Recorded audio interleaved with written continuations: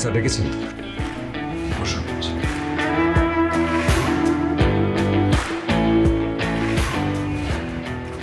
অ্যাকাউন্টসের audit ফাইলটা দেখছিলাম। আচ্ছা বলুন তো, মানে আপনি থাকতে এত বড় একটা গরমিল হলো কি করে? গরমিল? কি বলছেন স্যার? স্যার আমি একটু ফাইলটাকে দেখতে পারি স্যার?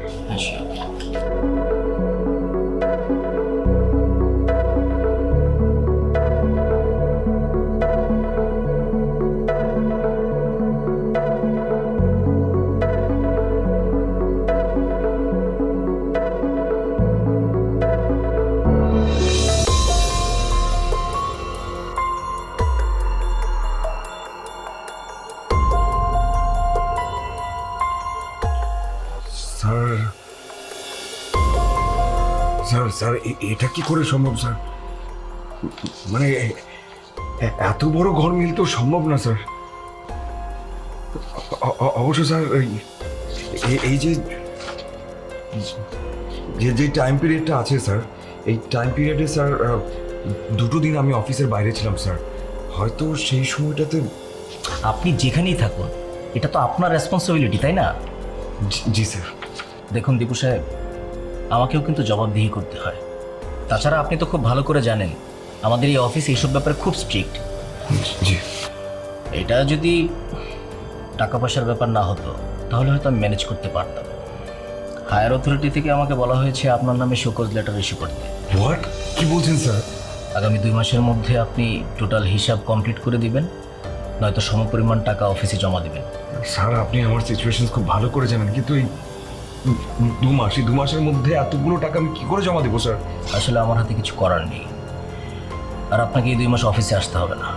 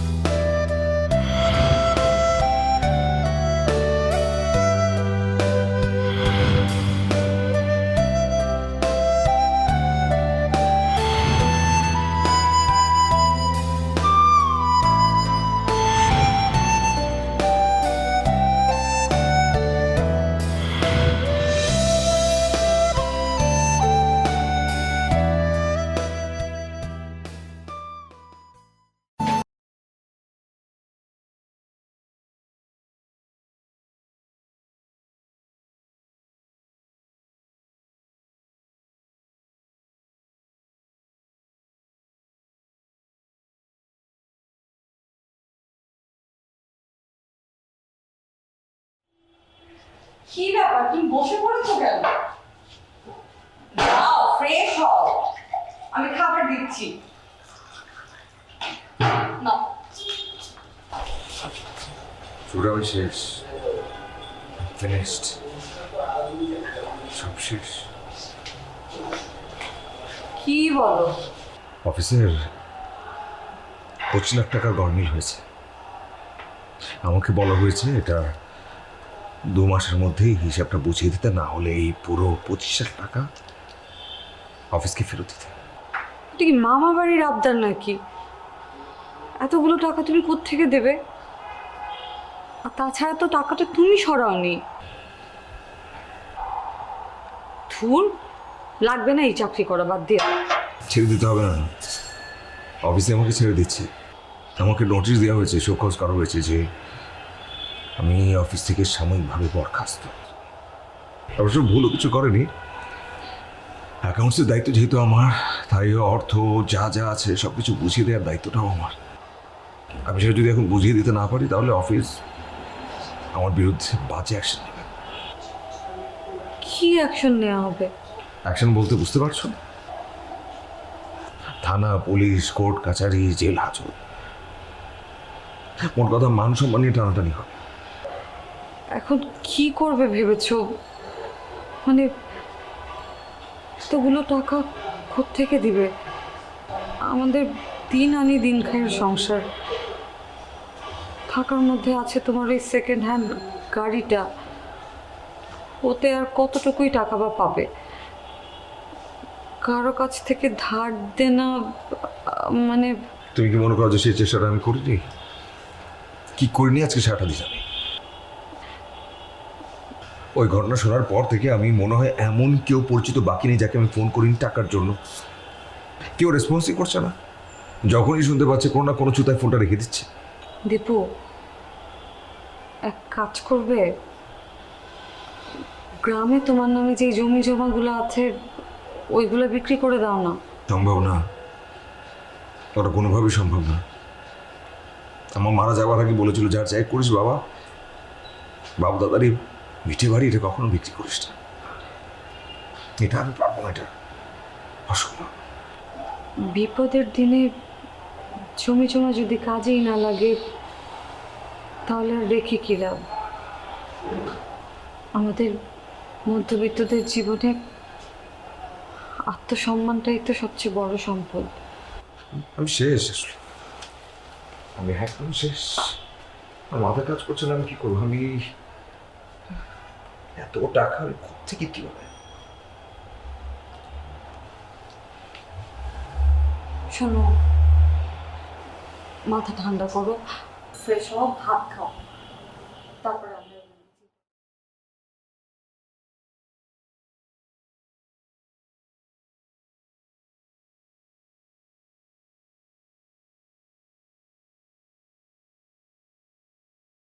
এখানে ময়লাগুলি ফেললো কে? হ্যাঁ, এটা কি ময়লা ফেলার জায়গা নাকি? একসাথে সুন্দর করে ঝাড়ু দিয়ে জমিয়ে ডাস্টবিনে ফেলে দে, তারা এখানে জমিয়ে রেখেছে। দারোয়ান, দারোয়ান, এই দারোয়ান বেটা আবার গেল কোথায়? এগুলি বেতন না দিয়ে লাঠি মেরে বের করে দেওয়া উচিত।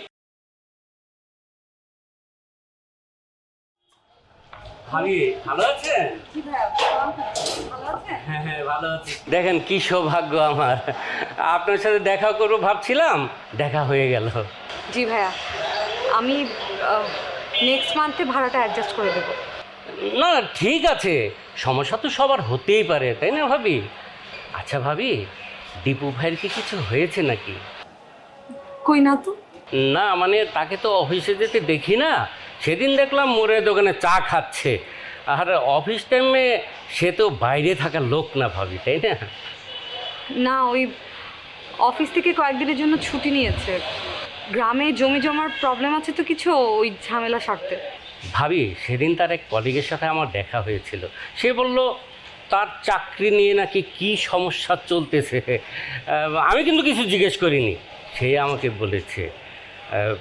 এটা নিয়ে তো লুকোছাপার কিছু নেই ভাবি, মানে চাকরি গেলে তো আমার ভাড়াটা দিবেন কিভাবে বলেন?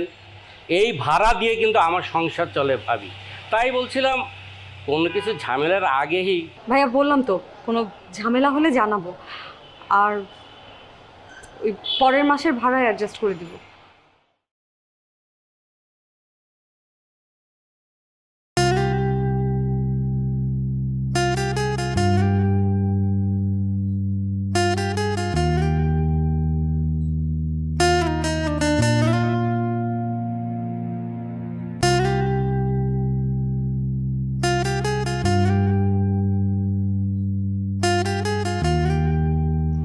খালি খালি টেনশন করতেছো, টেনশন করে কিছু হবে?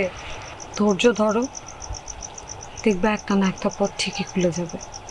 ধৈর্য ধরো, উপায় বের হবে। বড় বড় কথা সবাই বলতে পারে, চাইলেই বলতে পারে, প্রবলেম সলিউশন সবাই করতে পারে না। মানে কোনো জাদুর বাক্স আছে যেভাবে তুড়ি দিবা সঙ্গে সঙ্গে প্রবলেম সলভ হয়ে যাবে? তোমার গ্রামের জমি যে বিক্রি হচ্ছে না, এটা কি আমার দোষ? জ্ঞান দিচ্ছ না, মানে সময় সুযোগ পেয়েছো, এখন তুমি আমাকে জ্ঞান দিচ্ছ, তুমি আমাকে বোঝানোর চেষ্টা করছো।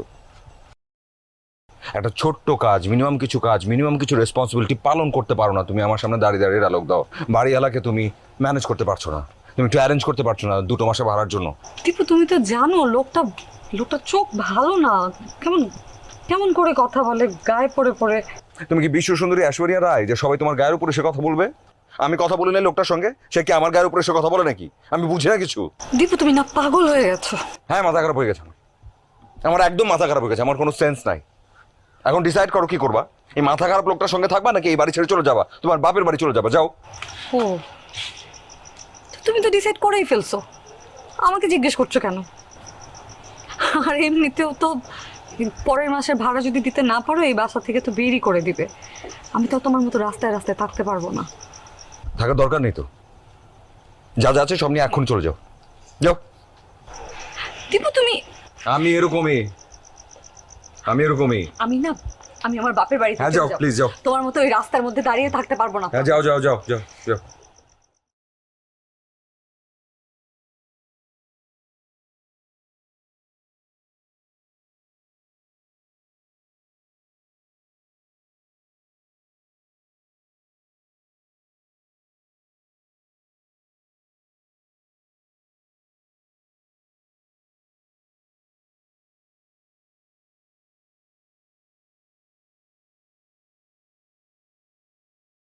শুভ্রা, দরজাটা খোলো না।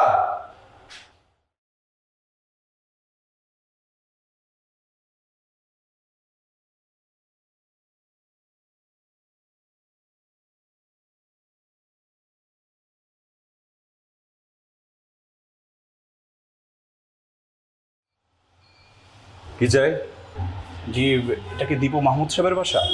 জি, দীপু মাহমুদ, আমি নিজেই আপনার সামনে দাঁড়িয়ে আছি। কি বিষয়? ও, আমি অ্যাডভোকেট করিম বক্সি। বুঝতে পেরেছি, অফিস থেকে পাঠিয়েছে। 2 মাস সময় ছিল, 1 মাস গেছে, এখনো 1 মাস হাতে আছে, আর এখনই অ্যাডভোকেট আমার বাসায়। ওয়েট। না না, দেখতে হবে না, আমি এখনই অফিসে ফোনটা করছি।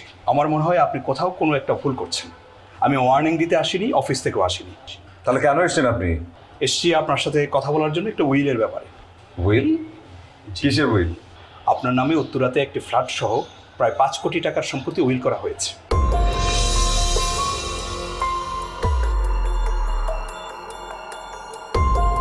$5 কোটি টাকা সম্পত্তি আমার নামে ফুল?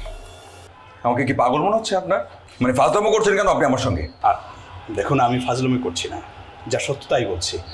আপনি যদি পারমিশন দেন তাহলে ভিতরে গিয়ে বসে কথা বলতে পারি। কোনো দরকার নেই, কোনো কিছু বলবার কোনো দরকার নেই, কোনো কিছু আমি শুনতেই চাই না। ফাজলামো যথেষ্ট করেছেন, আর কিছুর দরকার নেই। স্পষ্ট বলেন, কে পাঠিয়েছে আপনাকে? আরে, আপনার নামে যে উইল করেছে সেখান থেকে আমাকে পাঠিয়েছে। আপনি আমার কথাটা শুনুন। একদম চুপ। আর একটা শব্দ শুনতে চান, আর একটা শব্দ বলবেন, অপমান করে এখান থেকে বের করে দিব আপনাকে। আচ্ছা, মানে কথাটা শুনবেন তো মনোযোগ। আপনি কি এখান থেকে যাবেন নাকি গলা ধাক্কা দিয়ে বের করবো, কোনটা? আচ্ছা লোক তো আপনি আসলে বুঝতে পারছি না। আমি এরকমই, আমি আপনাদের মতো ধান্দাবাজদেরকে খুব ভালো করেছি। 5 কোটি টাকার উইল, ফাজলামো করেন আমার সাথে? খবরদার ফাজলামো করবার চেষ্টা করবেন না। এখন বেরোন বলছি, নাহলে পুলিশ ডাক দেবো। যান, ওইসব ধান্দাবাজি অন্য জায়গায় করবেন। ঠিক আছে, আমি হ্যাঁ যান, এখন বেরোন, যারাও দেখতে চাই না আপনাদের। ফাজলামি করতে এসেছি, 5 কোটি টাকা দিবে, ধান্দাবাজ একটা। আরেকবার খালি দেখি পুলিশ দিয়ে ধরাই দিব তোকে।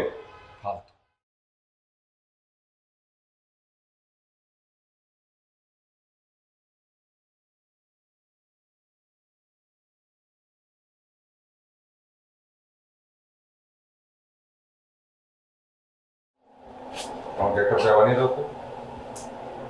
কিচেনে সব রাখা আছে, নিচে বানিয়ে দাও। কি এমন করছো তুমি যে আমাকে চা বানিয়ে দিতে পারবে না? দেখতে পাচ্ছ না কি করছি? না, দেখতে পাচ্ছ না, কি করছো তুমি? ব্যাগ গুছাচ্ছি, চলে যাব। ও না, এখন তো তুমি তোমার বাসায় চলে যাবে। বুঝতে পেরেছো যে তোমার জামাই পানিতে পড়ে গেছে, তার কিছু আর হবে না, তার উন্নতি আর হবে না। তুমি তো এখন চলে যাবে, তুমি এখানে থাকবে নাকি? নিশ্চয়ই এর মধ্যে তুমি আরেকজনকে জুটিয়ে ফেলেছো, নিজের ফিউচার সিকিউর করে ফেলেছো। দীপু চুপ করো। না, আমি চুপ করবো না, আমার যেটা মুখে আসবে আমি সেটাই বলবো। এই জন্য চলে যাচ্ছি, মুখে যা আসে তা বলো, আমাকে কথায় কথায় অপমান করো, এই জন্য চলে যাচ্ছি। তুমি পানিতে পড়ে যাচ্ছ,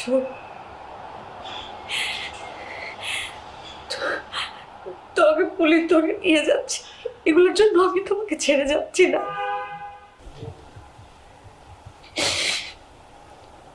সংসারে যদি অভাব অনটন থাকে,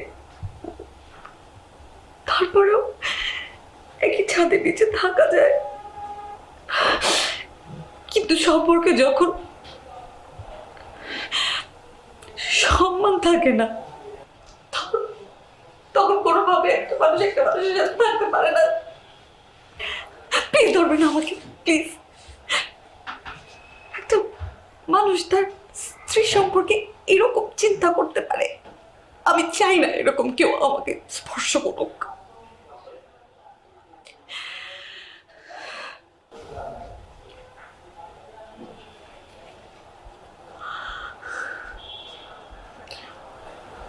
পাগল হয়ে গেছে আমি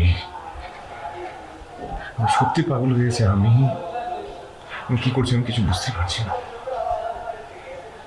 সারা রাত ঘুমাতে পারছি না। আমি যখন জেগে থাকি সারাক্ষণ শুধু অস্থিরতা যে কিভাবে করে আমি টাকাগুলো জোগাড় করবো, কিভাবে করে আমি আমাকে তোমাকে আমাদের সংসার মেনটেন করবো, কিভাবে করে আসলে এই সব কিছু থেকে বেরোবো। আমি মাথা কাজ করছে না, আমি বুঝতেই পারছি না আমি তোমার সাথে কি করছি। সরি। দেখো আমি কি করেছি, আমি তো তোমাকে সাপোর্ট করছি, তুমি কথায় কথায় আমার সাথে খারাপ ব্যবহার করছো, আমাকে যা তা বলছো।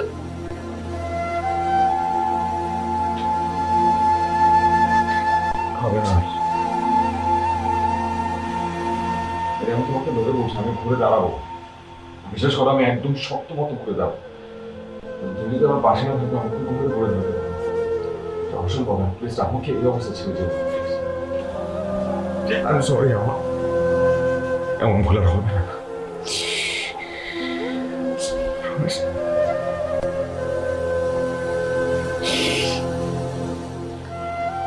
বসো, আমি যাচ্ছি না কোথাও, চাবার আমি নিয়ে আসি। আমার যা খেতে ইচ্ছা করতেছে, ছাড়ো তো।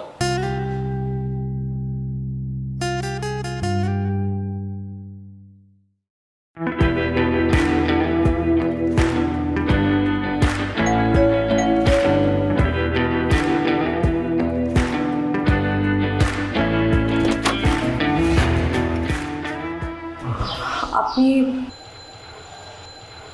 আমি দীপু সাহেবের কাছে এসেছি। ও, আসুন ভেতরে আসুন। যদি কিছু মনে না করেন, আপনি? আমি দীপুর ওয়াইফ, আপনি চাইলে আমাকেও বলতে পারেন।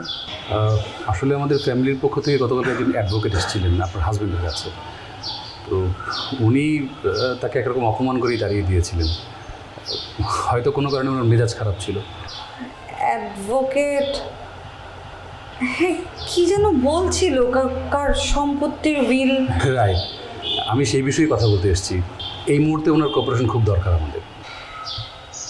সত্যি কি এতগুলো টাকা কেউ? আচ্ছা, আপনাদের কেন মনে হচ্ছে যে মিথ্যা আশ্বাস দেওয়া হচ্ছে?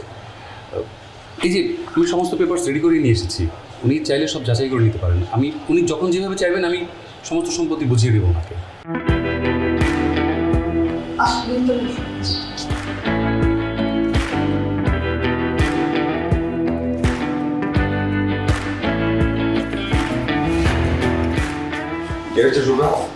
দীপু, উনি আপনি? আমি নীরব হাসান, আমার মায়ের উইল বুঝিয়ে দিতে। সেন্স আছে তোমার? কি হচ্ছে বাসায়? মানে আমি বুঝতে পারছি না কি সমস্যা, আপনারা কি শুরু করেছেন? একদিন আপনার উকিল আসে, আজকে আপনি এলেন, সমস্যাটা কি আপনাদের? দীপু তুমি একটু শান্ত হও। শান্তই আছি আমি, আর কি শান্ত হবো আমি? এমনিতে কি ঝামেলার ভিতরে আছে, নতুন করে ঝামেলা আমার ভালো লাগছে না। আচ্ছা, কি বলছে একটু শোনো, বলতে দাও ওনাকে। ঠিক আছে, সেটাই শুনি। জি বলেন। আসলে আমার মায়ের শেষ ইচ্ছা, তা না হলে আমি আপনাদের কীভাবে বিরক্ত করতাম না। কি আপনার মা? এবং আমি এমন কি করেছি যে আপনার মা আমাকে এত সম্পত্তি দিয়ে যাবেন? আমার মা পারুল বেগম। ব্যাপারটা আমার কাছে প্রথম খটকা লেগেছিল। মা এত টাকার সম্পত্তি, মানে আমি চিনি না জানি না কাকে দিয়ে যাচ্ছেন। আসলে আমিও জানতে চাই, মানে আপনি কি এমন করেছিলেন যে? ভুল করছেন আপনি, একটা বড় ধরনের ভুল করছেন। আচ্ছা, ওনার কি কোনো ছবি আছে আপনার কাছে? হ্যাঁ, আচ্ছা, আমার মোবাইলেই আছে।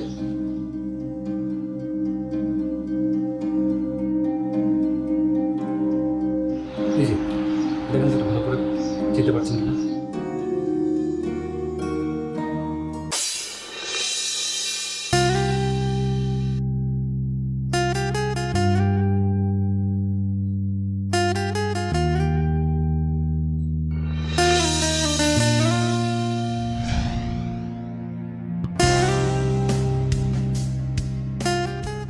চিনি ওনাকে আমি, বছর খানেক আগে ওনার সঙ্গে আমার পরিচয়।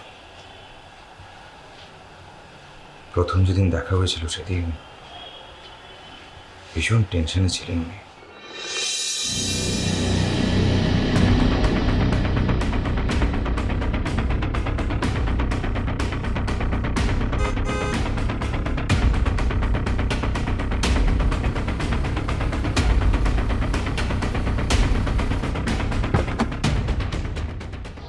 কি ব্যাপার, আপনি পথ আটকালেন কেন?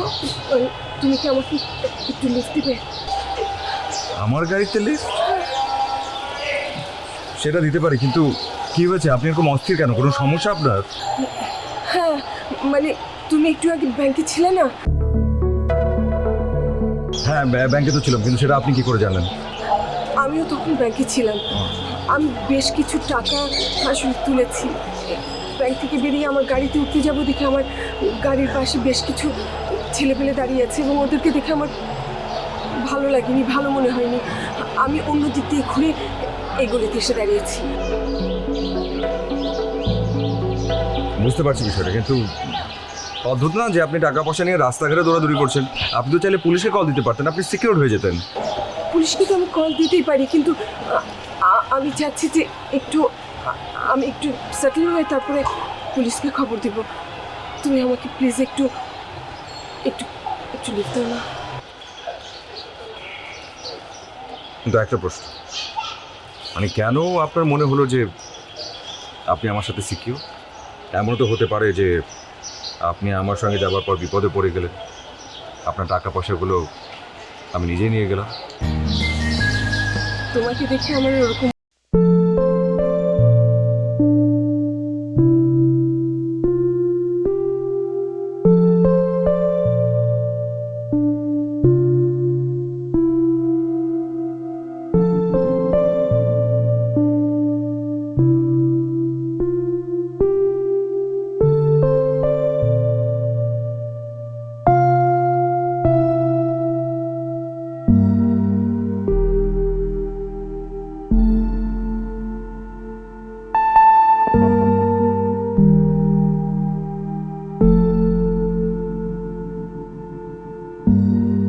তাই কোথায় তুমি?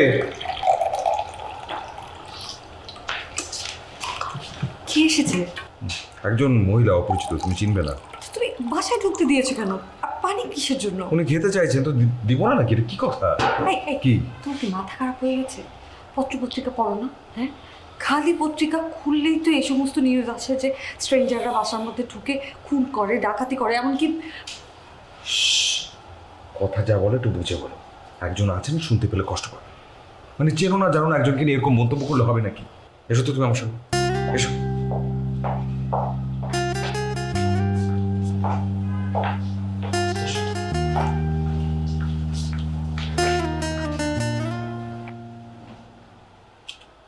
কি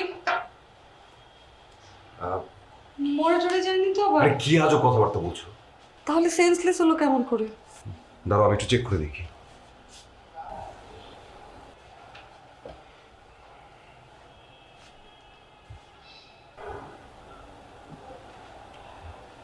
পালস তো আছে, শ্বাস প্রশ্বাসও নিচ্ছে। এই যে একটা কাজ করি, আমি একটু পানির ছিটা দিয়ে দেখি কিছু হয় কিনা।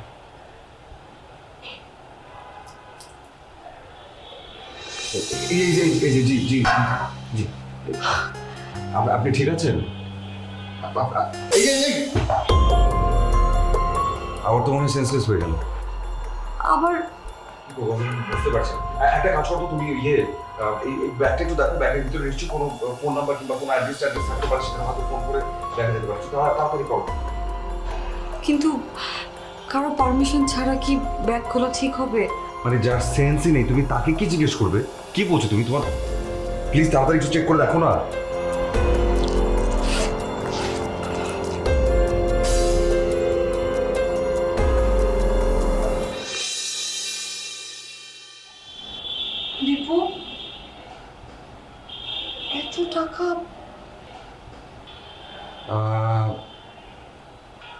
হ্যাঁ, উনি আমাকে বলছিল যে উনি ব্যাংক থেকে বেরিয়েছেন এবং বেশ কিছু টাকা ওনার ব্যাগে আছে, কিন্তু কত কি সেটা আমাকে বলেনি। পরে এই টাকা নিয়ে কি না জানি বিপদে পড়ি। বিপদে পড়ার কি আছে? একজন মানুষ যদি বিপদে পড়ে তাকে আমরা হেল্প করবো না? একটা কাজ করো, ওনাকে বরং এখানে কোনোভাবে আমরা একটু সেট করি, আর আমি গিয়ে মোড় থেকে একজন ডাক্তারকে ডেকে নিয়ে এসি। আসলে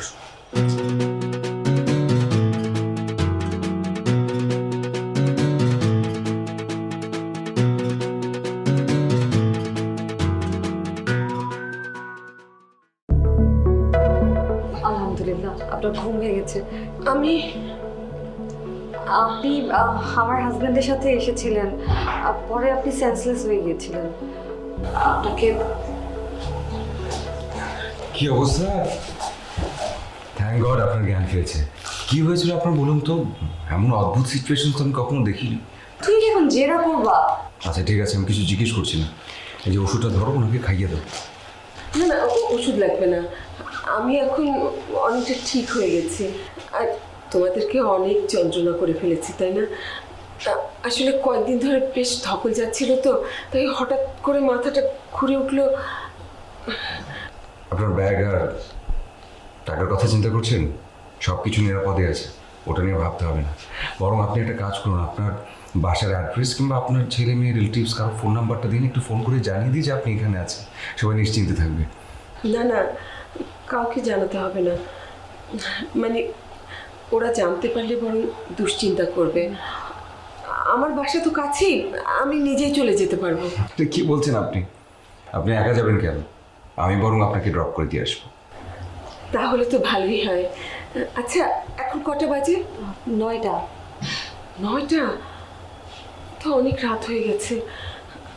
আমি তো সাধারণত ডিনার করি 8টায়। রাত করে খেলে আমার ছেলেমেয়েরা খুব রাগারাগি করে। আচ্ছা, তোমরা কি ডিনার করে ফেলেছো? না, এখনো। আচ্ছা তাহলে চলো একসাথে ডিনারটা করে ফেলি। আর রাতটা আমি তোমাদের এখানে থেকে যাই, কাল সকালে চলে যাব। এটা কি বলছেন আপনি? আপনি বরং যতদিন ইচ্ছে ঠিক ততদিন থাকবেন, কোনো সমস্যা নেই।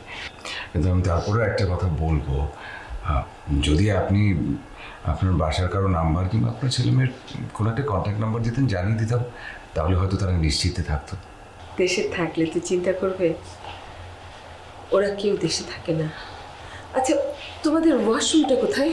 এই তো এইদিকে, চলুন আমি নিয়ে যাবো। না না, নিয়ে যেতে হবে না। আমি এখন অনেক ভালো বোধ করছি, আমি একাই যেতে পারবো। তাহলে সাবধানে।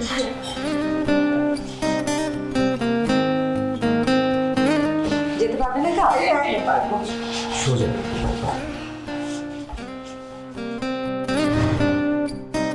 ঠিকঠাক আছেন তো?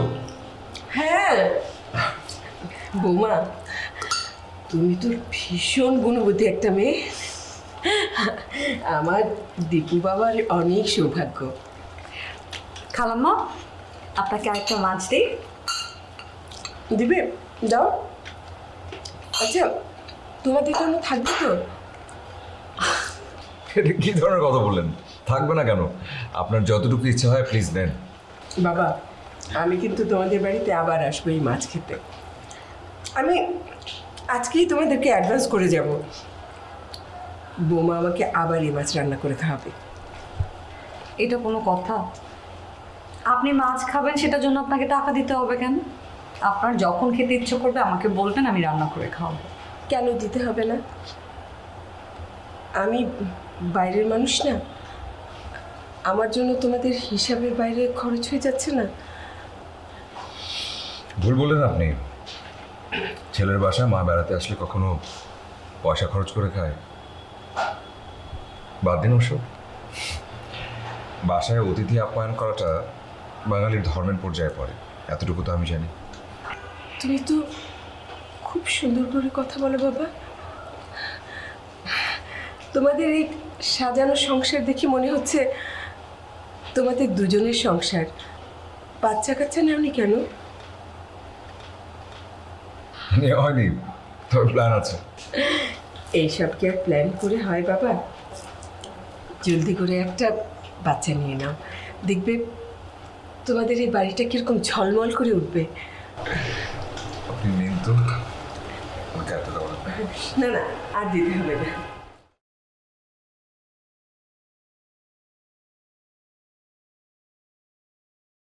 শুভ্রা, শুভ্রা মা, খালাম্মা, আমি চা বসাইছি, চা খান। বসো তো মা, বসো। না মা, কিচ্ছু লাগবে না। তোমাদেরকে অনেক যন্ত্রণা দিলাম। কি যে বলেন।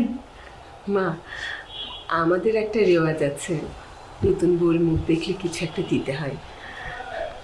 আমার সাথে তো তেমন কিছু নেই, এই জন্য বালা দুটো আমি তোমাকে দিই। না না না, খালাম্মা কি বলেন, আপনি আমাদের জন্য দোয়া করবেন, সেটাই তো যথেষ্ট। আমি তো দোয়া করছি মা, দোয়া থাকবেই সাথে, কিন্তু এটা আমার ভালোবাসা, এটা রাখলে আমি খুব খুশি হব মা। আমি আসলে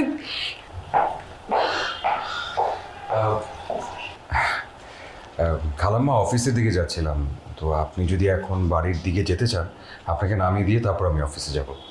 আপনি যাবেন? হ্যাঁ যাবো বাবা, এক্ষুনি যাচ্ছি। শোনো না, কি খালাম্মা আমাকে এই যে এই বালা দুটো দিয়েছে। না করো না, মুরব্বীরা যদি কখনো কিছু দেন সেখানে ভালোবাসা থাকে, দোয়া থাকে, ফিরিয়ে দিলে অমঙ্গল হয়। না হলো তো, দাও। এবার তো আর তোর কোনো আপত্তি নেই, পরিয়ে দিচ্ছি। এটা মা, কি সুন্দর মানিয়েছে। চলো বাবা, চলো। কিন্তু আপনাকে কথা দিতে হবে। আর যদিও এখান থেকে যাচ্ছেন, কিন্তু যখনই সময় পাবেন নিজের বাসা মনে করে আসবেন, আমাদেরকে দেখে যাবেন, দোয়া করে যাবেন। সেটা তোমাকে বলতে হবে না বাবা, আমি সময় পেলেই তোমাদের এখানে চলে আসবো। আসবো না? ভালো। আসুন।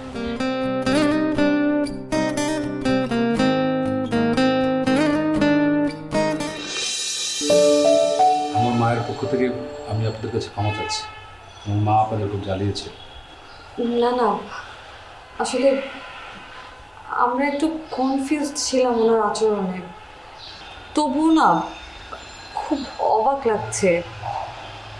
এতগুলো সম্পত্তি উনি আমাদেরকে কেন লিখে দেবেন? তারপর আপনাদের সাথে আর মায়ের দেখা হয়নি? দেখা হয়েছে, কথা হতো, উনি প্রায়ই আমাকে ফোন করতেন, বাসায়ও আসতেন।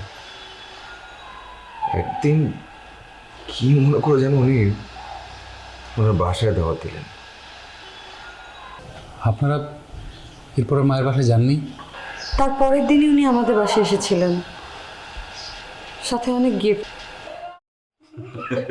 কারণ আপনি যে এসেছেন কি যে ভালো লাগছে আমাদের বলে বোঝাতে পারবো না, কিন্তু এত সব কি করেছেন আপনি? না না, তেমন কিছু না, তোমাদের জন্য অল্প কিছু কেনাকাটা করেছি আর নিজের হাতে একটু রান্না করে আনলাম। খালাম্মা, এত কষ্ট আপনি কেন করতে গেলেন? কি যে বলো না মা, তোমরা আমাকে কত কষ্ট করে কত কিছু রান্না করে খাওয়ালে, তোমাদের জন্য আমি এতটুকু করব না? আচ্ছা বাবা, জি। তুমি কি গলদা চিংড়ি খাও? গলদা চিংড়ি তো আমার ভীষণ পছন্দ। আমি তোমার জন্য বড় বড় গলদা চিংড়ি ভেজে এনেছি। আচ্ছা তাই? কিন্তু ছোট্ট একটা সমস্যা আছে, ইদানিং যেটা হয় ওই চিংড়ি খেলে একটু অ্যালার্জির মতো হয়। আরে অল্প একটু খেলে কিচ্ছু হবে না। জি, সেটা একদম ঠিক বলেছেন। আর বৌমা, তোমার হাতে সেই পাবদা মাছের ঝোল, উফ, আমার মুখে সেটা স্বাদ এখনো লেগে আছে। আমি আবার রান্না করে খাওয়াবো আপনাকে, আপনি বসেন। হ্যাঁ, আজকে আমার বসতে কোনো অসুবিধা নেই, আমি আজকে সারাদিন তোমাদের সাথে কাটাতে পারবো। ছেলেমেয়েরা কাছে না থাকার এইটা তো একটা সুবিধা, যখন যেখানে ইচ্ছে চলে যাওয়া যায়, মানা করবার কেউ নেই। ওরা থাকলে তো চোখে চোখে রাখতো, এখানে সেখানে যেতেই দিত না। আজকে আমি তোমাদের সাথে সারাটা দিন থাকবো, অনেক আড্ডাবাজি করব। তাহলে তো খুবই ভালো হয়, কিন্তু রাতে যে আমাদের একটা দাওয়াত ছিল, সেটার কি করবা? ও ঠিক আছে, তোমরা দাওয়াতে যাও, কোনো সমস্যা নেই। আমি একা বাসায় থাকতে পারবো। আর আমার রাতের বেলা খাওয়া নিয়ে কোনো ঝামেলা নেই। এভাবে ভাববার কোনো কারণ নেই। দাওয়াত আসে, দাওয়াত চলেও যায়, এমন অনেক হয়। আর তাছাড়া এই দাওয়াত ঢাকার বাইরে, আজকে না গেলে তেমন কোনো কিছুই হবে না। বরং আপনি এসছেন, আপনি থাকেন, আজকে আমরা তিনজন মিলে আড্ডা দিব আর আপনার পছন্দের পাবদা রান্না করে তিনজন একসঙ্গে খাবো। আরে না না, আজকে আর ঝামেলা করবার দরকার নেই। আমি আজকে যাই, আবার আরেকদিন আসবো। বললাম না ঝামেলার কিছু নেই। আপনি এসছেন, আপনাকে আজকে থাকতে হবে, কোথাও যাওয়া যাবে না। আমি বরং একটা কাজ করি, আপনাদের জন্য এখনই চা বানিয়ে। না না, শোনো শোনো শোনো, আমি চা বানাই। চা খেয়ে তুমি বাজারে যাও, পাবদা মাছ নিয়ে আসো। ঠিক আছে, আমি এখনই চলে যাই, পাবদা মাছটা দিয়ে আসি। আপনি বসেন, যাচ্ছি। তার কয়েকদিন পরে আমরা বাসা শিফট করি। বাসাটা শিফট করে ফেলি খুব দ্রুত, একটু তাড়াহুড়া ছিল সে সময়। বাসাটা যে শিফট করছি, নতুন কোথায় যাচ্ছি, ওনাকে যে জানাবো সেই সময়টুকু পর্যন্ত পাইনি। এখন বুঝতে পারছি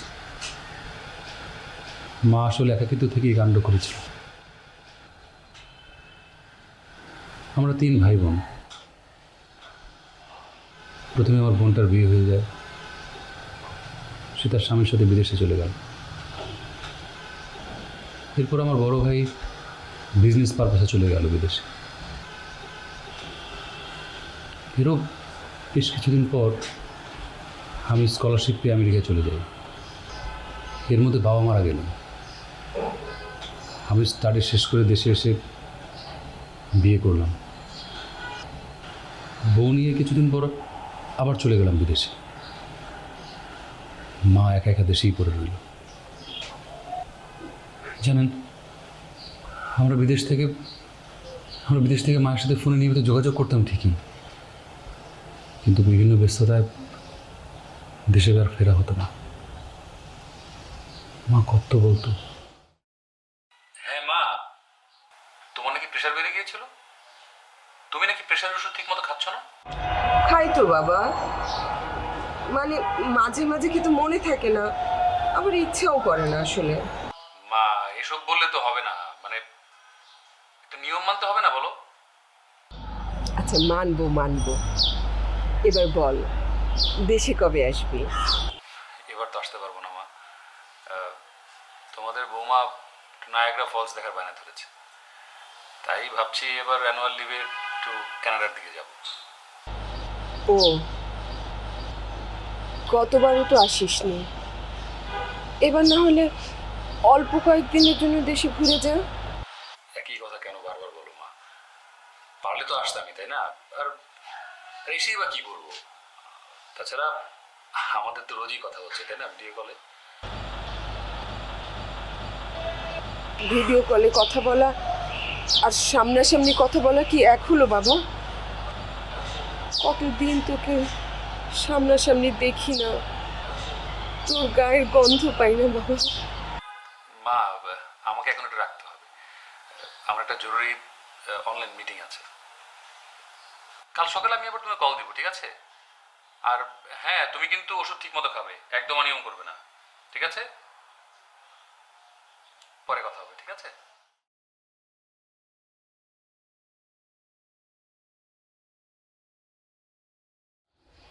এখন ভাবলেই বুকটা কেমন হাহাকার করে ওঠে।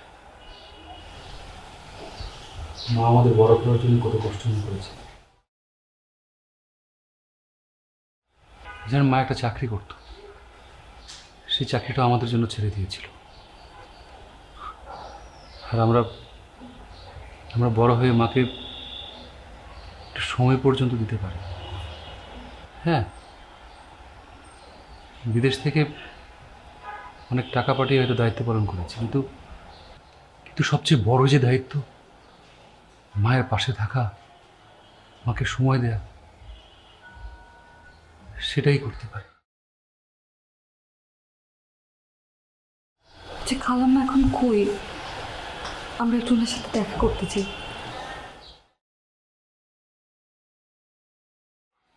মা তো আর নেই।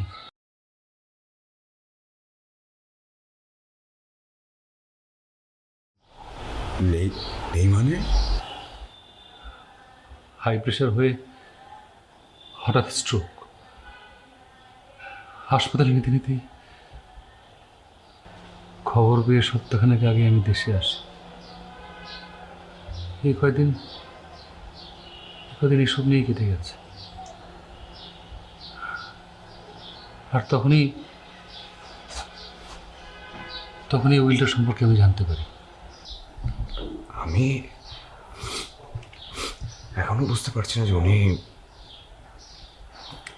আমাদেরকে কেন এত সব কিছু দিয়ে যাচ্ছে, এত টাকার সম্পত্তি। আসলে আপনাদের কাছে মা হয়তো কিছু না, কেউ ছিল না,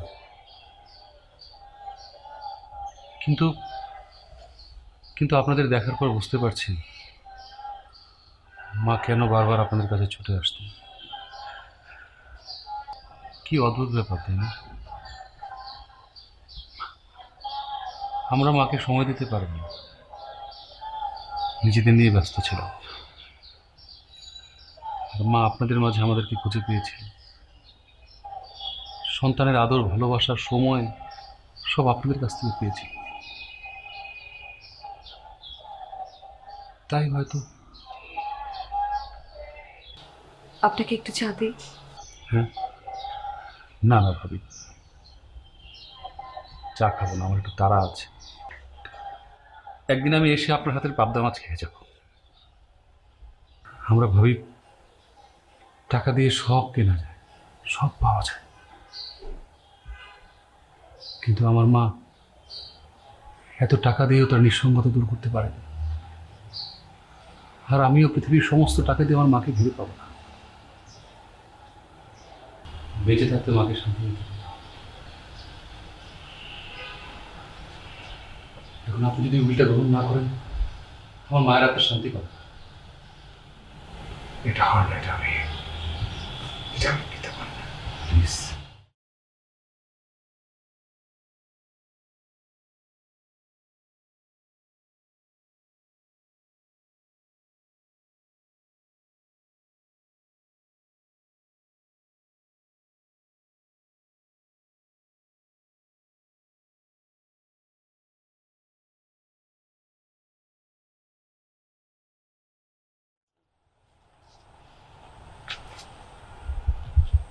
সে বিকাল থেকে এখানে দাঁড়িয়ে আছো,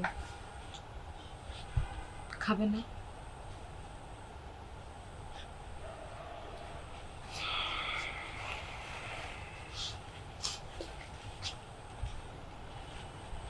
খিদে নেই।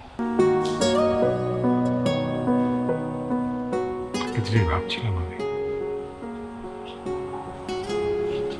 এই যে মা শব্দটা অনেক ছোট,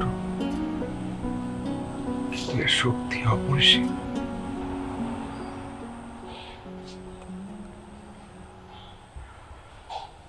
মাকে আমি হারিয়েছিলাম অনেক ছোটবেলায়, যখন বুঝতেও শিখিনি কিছু, কিন্তু যখন বুঝতে শিখেছি তখন আবার আরেক মাকে পেলাম, কিন্তু ধরে রাখতে পারলাম না। ইঁদুর দৌড়ের ব্যস্ততার জন্য জীবনে বড় হতে হবে, অনেক উপরে উঠতে হবে, অনেক কাজ করতে হবে। মায়ের ভালোবাসা, আদর কিছুই বুঝলাম না।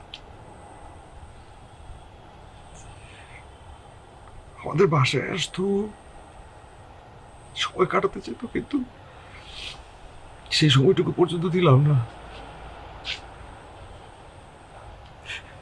সবচেয়ে অদ্ভুত, আমি তার নাম পর্যন্ত জানবার চেষ্টা করিনি। বাসা চেঞ্জ করে ফেলেছি, একবার তাকে জানাবো সেটা পর্যন্ত প্রয়োজন বোধ করিনি। অথচ যখন বিপদে পড়লাম, সেই মায়ের শক্তি হয়ে সব জায়গায় পাশে এসে দাঁড়ালো।